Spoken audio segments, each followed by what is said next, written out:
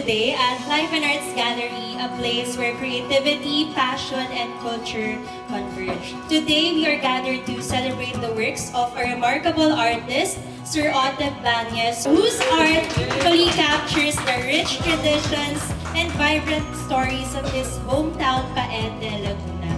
They are windows into life, history, and spirit of Paete and the Philippines. So at Life and Arts Gallery, we gather not only to admire artworks, but to celebrate the creative mind of Sir Otep and the rich culture and experiences we have in our country. So maraming salamat po. Nandito ako bilang suporta kay Ma'am Otep. Congratulations sa iyong solo exhibit na ito. At meron na rin naman akong art piece ni Ma'am Otep. At hangad kong patuloy mong pagtatagumpay sa art world dito sa ating probinsya at dito sa ating bansa. Mabuhay ka!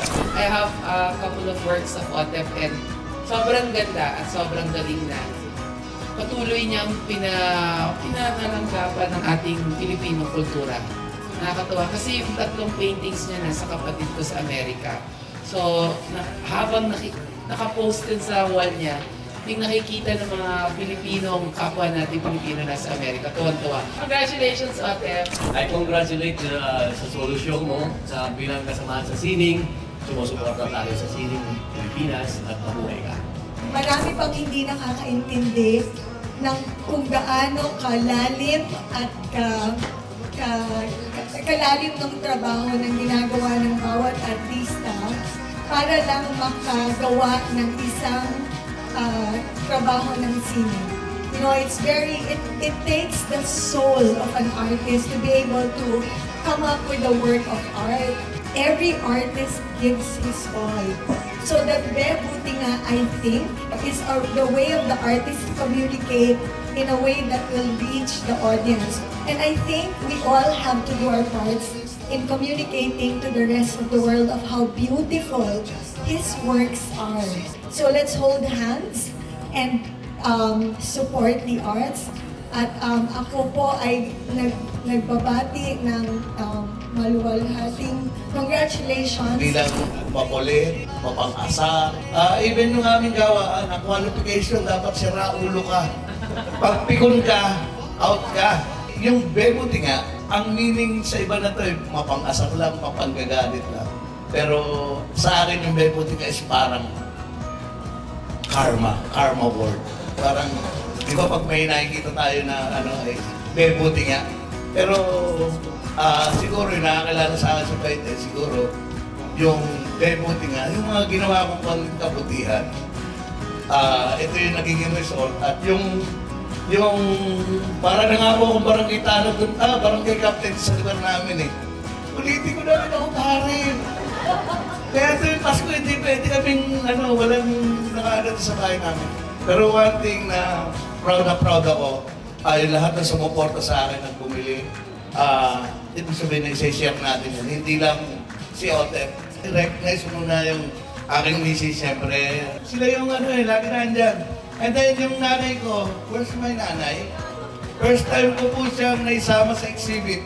Nay, ayun! Ayan. Magkasama yung magpila, parehas masakit ang paa. Ulit, thank you po sa inyo at enjoy natin ang pagiging bata. Kaya, Buti Nga! So let us celebrate the beauty of art and the spirit of creativity that unites us all. Wala asawa.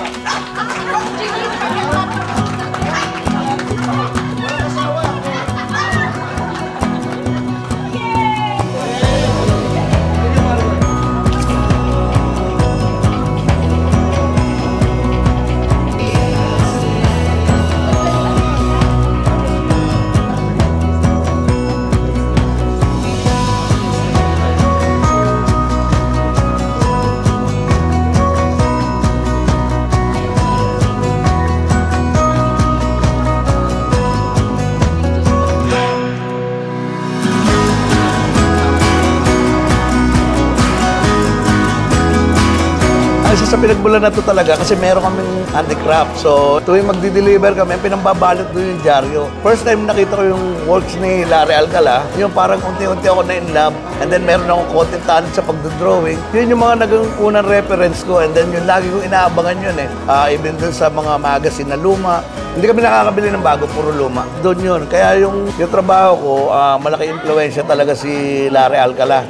Pagiging Pinoy. And then ako, talaga mismo, probinsyano talaga ako eh, taga Laguna, taga Paete. Hanggang ngayon, nandun pa rin ako. Nakita ko rin yung book ni Norman Rockwell. So, na-inlove na naman ako. So, dalawa na in-love ko. So, para nangyari din sa trabaho ng OTEP talaga is para naging fusion ni Larry Alcala at ni Norman Rockwell. And then, in-apply ko, yung ginawa ko siyang Pilipino. Nagustuhan siya ng mga client. I think mga makabayan din yun sila. Yun yung maka-Pinoy din. Yun yung pinagmulan niya. Ang mga tradisyon natin noon, pag fiesta, yung hampas palayok. So, hindi ko alam kung ginagawa pa ito ngayon. Pero, since yung mga parents natin noon, na-experience nila yan eh. So, nag-i-enjoy sila dyan.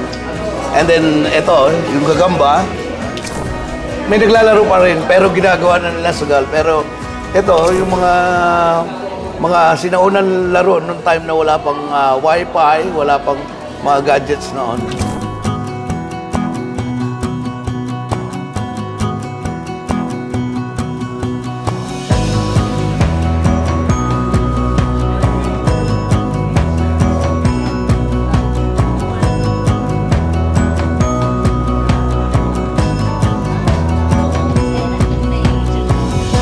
Parang nostalgic ang mga subject, which is very Filipino. Magaling na nag-umpisa sa mga paintings niya, kinonseptualize sa mini sculpture, yung 3D sculpture, tapos yung mga paintings, puro kabataan ang kanyang hilig. Kaya si Master Otep ay laging batang isip, at hindi tumatanda. Kasi puro mga bata ang kanyang mga subjects. Okay. Mabuhay ka, Otep, at maraming salamat sa sining na pinamahagi mo sa sining visual Filipino. Thank you.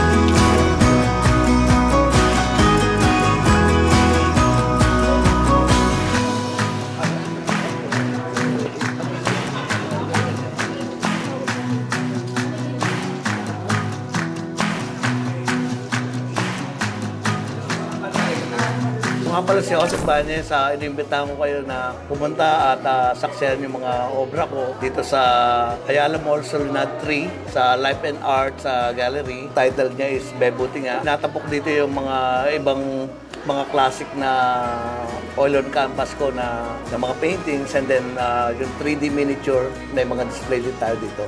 So, hope na makabisit kayo. Salamat!